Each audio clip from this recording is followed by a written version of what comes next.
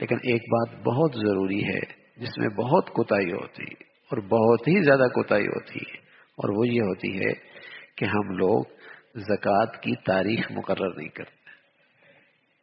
یہ بڑی کوتاہی ہوتی ہے.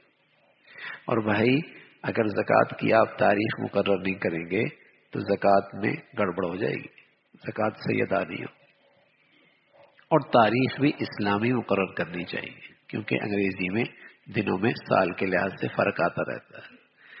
اسلامی تاریخ مقرر کریں اور ہر سال اس تاریخ پہ اپنی تمام مالیات کا حساب مکمل کر لیا کریں.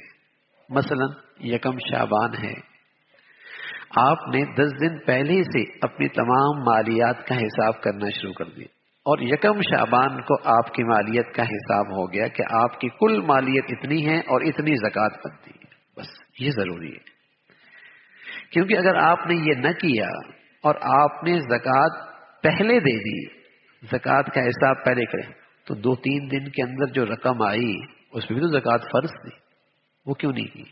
ہر مال پہ سال گزرنا ضروری نہیں. اگر ایک آدمی مالدار ہے اور 2 دن پہلے یا 1 دن پہلے اس کے اندر اور مال بھی شامل ہو گیا تو اس کو بھی دیگر مال کے ساتھ ملا کر زکوٰۃ دیں گے.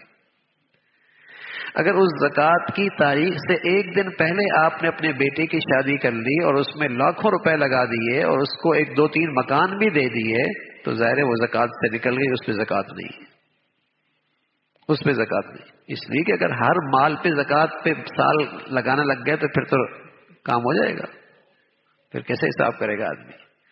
تو شریعت نے آسانی کی ہے کہ زکوٰۃ کی تاریخ مقرر کرو اور اس زکوٰۃ کی تاریخ سے پہلے جتنا مال شامل ہو گیا، جس دن زکوٰۃ کی تاریخ ہے اس کو سب کو شامل کر کے ٹوٹل کر لو، اور اس زکوٰۃ کی تاریخ سے بھی جتنے پہلے خرچ ہو گیا سو خرچ ہو گیا، اس پہ زکوٰۃ نہیں. چاہے 1 دن پہلے خرچ ہوا پورا سال اس پہ گزرا ہے، 5 دن پہلے خرچ ہوا پورا سال اس پہ گزرا ہے، 20 دن پہلے خرچ ہوا پورا سال اس پہ گزرا ہے، کوئی بات نہیں، اس پہ زکوٰۃ نہیں ہے. تو ظاہر ہے جب آپ تاریخ مقرر نہیں کریں گے تو زکوٰۃ کیسے ادا ہوگی؟ زکوٰۃ ممکن نہیں ادا کرنا صحیح طریقے سے.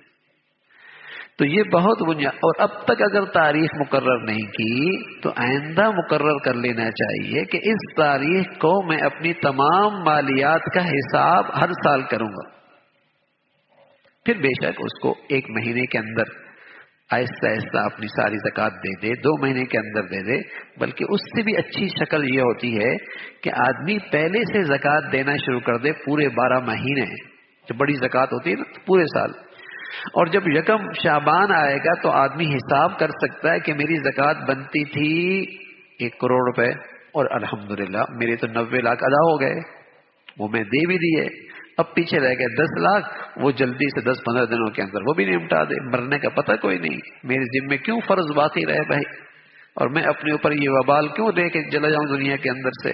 اللہ نے مال دیا تو فرض ہے، اس کا حق ہے. تو بہتر شکل یہ ہوتی ہے کہ آدمی پہلے سے پورا سال زکوٰۃ دیتا رہے، نہ یہ کہ سال پورا ہو گیا اور اب زکوٰۃ دینا شروع کر دی اور پورا سال بھی گزر گیا، زکوٰۃ اب بھی اس کے پاس پڑی ہوئی. یہ درست نہیں ہے. جب زکوٰۃ فرض ہو گئی تو جتنا جلدی ہو سکے اسے نکال دے.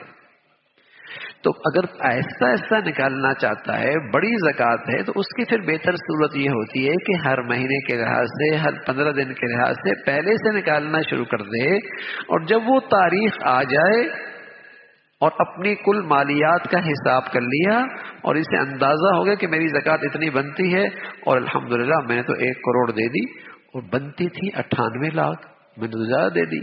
ارے میاں زیادہ دے دی تو صدقہ ہو گیا، اور اگر آپ صدقہ نہیں دینا چاہتے تو اس کو اگلے سال سے آپ مائنس بھی کر سکتے ہیں، اگلے سال سے بھی آپ مائنس کر سکتے ہیں کہ اگلے سال آپ 2 لاکھ روپے زکوٰۃ کم دیجیے گا، یہ بھی کر سکتے ہیں.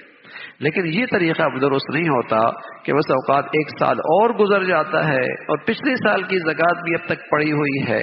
دیکھو اللہ کے نبی صلی اللہ علیہ وسلم نے فرمایا، میں قسم کھا کے کہتا ہوں جس مال میں زکوٰۃ کی رقم مل جائے وہ ہلاک ہو جائے گا.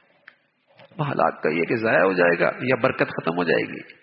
اب وہ دونوں صورتیں ہیں کہ ایک آدمی زکوٰۃ کا مستحق نہیں اور زکوٰۃ لے رہا ہے، تو اس کے مال میں زکوٰۃ کی رقم مل گئی نا، اس کا اپنا حلال مال بھی خطرے میں چلا گیا، وہ بھی ضائع کر دیا اس نے۔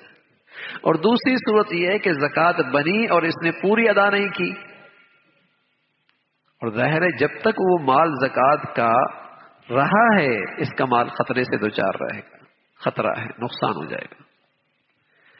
تو یہ بنیادی چیزیں ہیں، بہت ہی بنیادی چیزیں، اور یہ فریضہ ہے، فریضہ۔ دیکھو میاں، سارا لاکھوں کروڑوں روپے صدقہ کر دو، ہاں خیرات کر دو، یہ ایک فریضہ ہے، زکوٰۃ کا بدلہ نہیں ہو سکتا۔ فرض ہے۔ ایک آدمی بہت نفل پڑھا، رات بھر نفل پڑھتا رہے اور فجر کی نماز نہ پڑھے تو اس کی بزرگی کسی کام کی نہیں ہے، اس کی یہ بزرگی کسی کام کی نہیں ہے۔